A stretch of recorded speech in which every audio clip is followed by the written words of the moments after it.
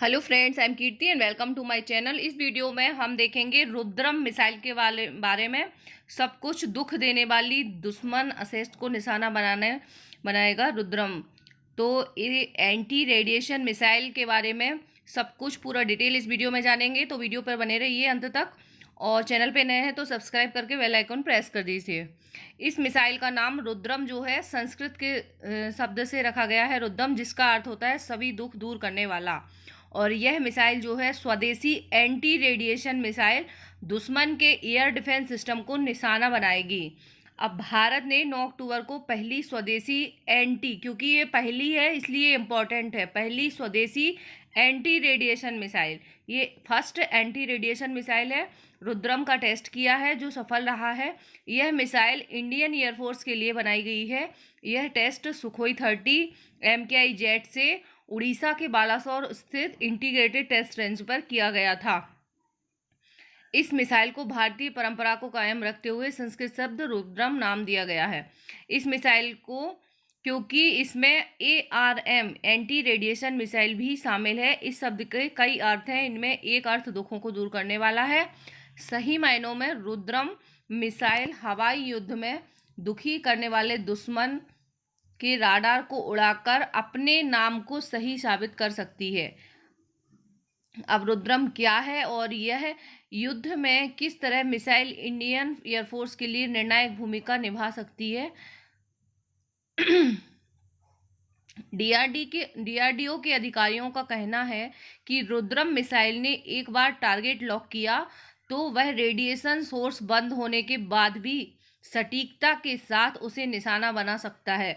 इसे 500 मीटर से 15 किलोमीटर की ऊंचाई से लॉन्च किया जा सकता है। इसमें टारगेट को लॉन्च करने से पहले और बाद में लॉक करने की सुविधा भी है।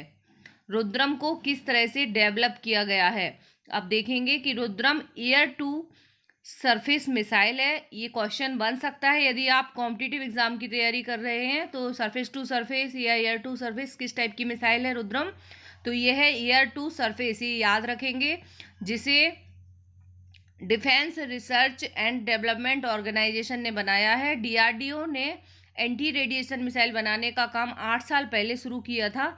इसके लिए DRDO की अलग अलग फैसिलिटीज़ के साथ ही एयरफोर्स और हिंदुस्तान एरोनॉटिक्स को भी जोड़ा गया था।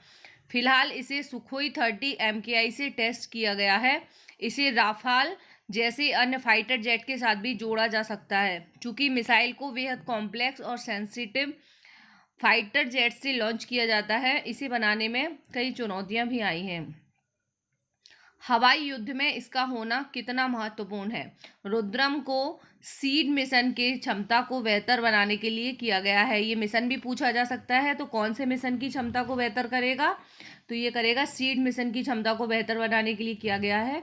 इस तरह के मिशन आमतौर पर दुश्मन के रडार को तबाह करने और विमानों की मारक क्षमता बढ़ाने के साथ ही उनका सर्वाइव बढ़ाने में मदद करते हैं। दुश्मन के वार्निंग राडार, कमांड और कंट्रोल सिस्टम, रेडियो फ्रिक्वेंसी का इस्तेमाल करने वाले सर्विलांस सिस्टम और एंटी एयरक्राफ्ट हथियारों से कनेक्टेड कम्युनिकेशन सिस्टम को तबाह करना किसी भी युद्ध में जीत की पहली सीढ़ी माना जाता है। इसीलिए इसको हवाई युद्ध के लिए बहुत ही महत्वपूर्ण माना जा रहा है।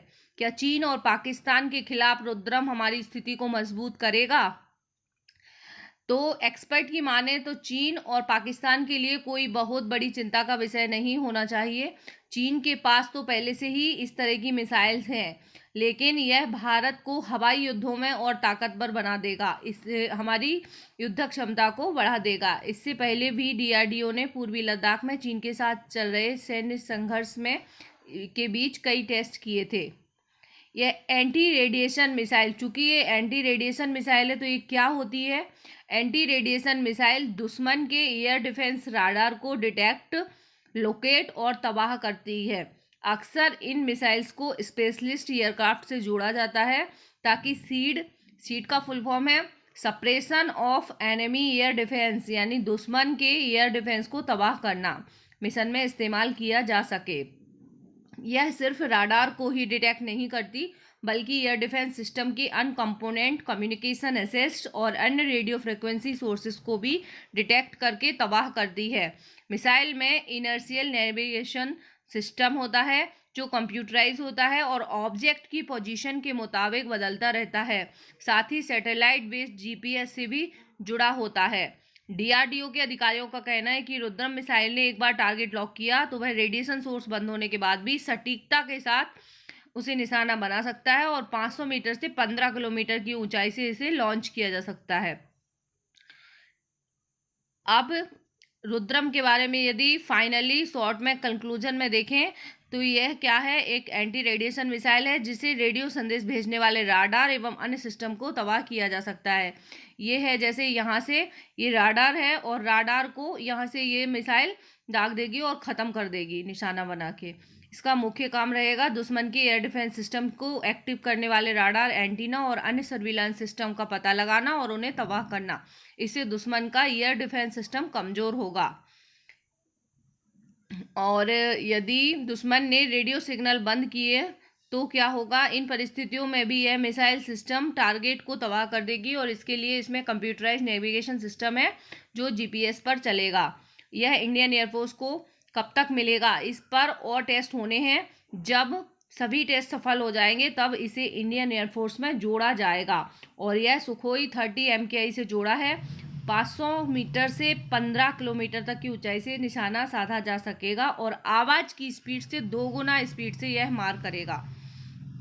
तो ये इतने इम्पॉर्टेंट फैक्ट हैं जो कि इस मिसाइल से रिलेटेड याद रखना है। और क्या सिर्फ भारत के पास ही है इस तरह की मिसाइल, तो अभी अमेरिका, ब्रिटेन, चीन, ताइवान, रूस ने भी ऐसी मिसाइल बनाई है। अमेरिका के पास ये 35 साल से है, मतलब ऐसा ये पहला देश नहीं है हमारा, इसके पहले भी ये सभी देश ये इस तरह की मिसाइल बना चुके हैं। तो क्या एंटी रेडिएशन मिसाइल बनाने वाला पहला देश है? यह एयर क्रू के कम से कम इनपुट के साथ राडार एंटीना को तबाह करता है। British royal air and launch anti radiation missile का इस्तेमाल भी दुश्मन के खिलाफ सीड मिशन में होता है। मतलब ब्रिटिश जो है ये दूसरी anti launch anti radiation missile alarm का इस्तेमाल करता है और ताइवान की स्काई या TC-2 इसी तरह की है, रुद्रम जैसी। और इसी तरह से ईरान की नेवी की हार्मोस 2 बैलिस्टिक एंटी रेडिएशन मिसाइल भी समुद्र में दुश्मन को तबाह करने में कारगर है। तो चीन के पास भी है। तो इस तरीके से इन देशों के पास ऑलरेडी ये थी, बट अब हमारे पास चूंकि ये पहली बार है और ये हमारी जो युद्धक क्षमता है उसमें वृद्धि करेगी, तो हमारे लिए खुशी की बात है। Thank you very much for watching. Video पसंद आया तो लाइक एंड शेयर जरूर कीजिए।